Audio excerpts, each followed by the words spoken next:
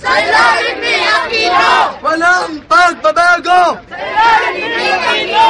Ang tao, ang bayan! Ayan, tinatawagan po natin si Nanay Inday para maglatag na ating mga karihingan ng ganyan. Maraming po natin magsasalita. Magandang umaga sa lahat ng mga kapulisan. Ito lamang po ay isang pagkundina sa kapabayaan ng ating Rehimeng Aquino. Kung nakita po ninyo anong ginawa ng ating presidenteng tulog-tulog, nakita niya kung anong karahasan ang ginawa sa Delverio.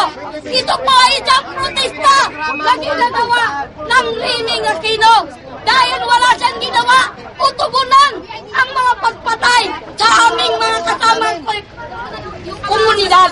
Nakita ninyo ngayon, kung ninyong titingnan, lahat ng mga kapulisan ay may dalang barel na sila pa ang kumitil sa buhay ng mga malalita.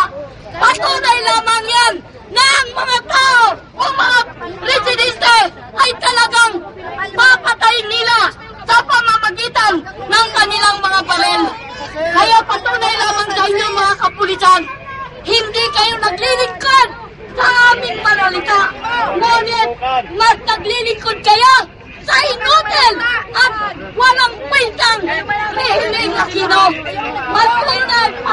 Patunay lamang yan na kahit pa lamang wala kaming maasahan sa inyo at ganoon rin sa Rehimeng Aquino. Nakita ninyo, ito po ay isang pagprotekta sa mga kasama ninyong tao na binaril ang apat na inosenteng residente.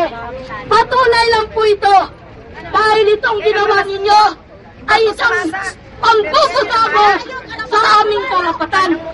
Wala kayong ginawa kung hindi kami ang inyong saktan.